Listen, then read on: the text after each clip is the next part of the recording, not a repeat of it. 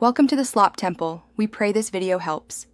You begin by confirming battery voltage and that the Di2 system is up to date. This prevents communication errors. Once done, power off both units, then remove covers to access the ETube port. Plug the ETube cable gently into the designated Di2 port. You should feel a click to ensure contact. Make sure connectors are clean and aligned to prevent bent pins. Use a short cable first to verify link, then route longer runs through the frame guides carefully. Once the physical connection is made, power on the Di2 and launch ETube project. The app will scan and authenticate devices.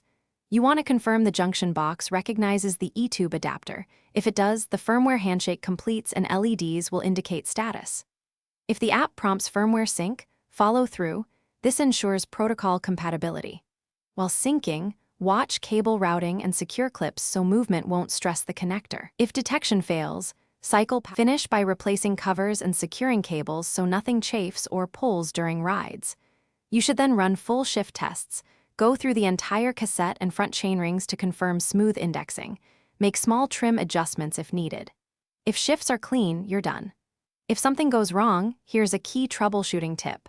Power down, unplug and inspect connectors for debris or bent pins. Then try a known good ETube cable or a different junction port.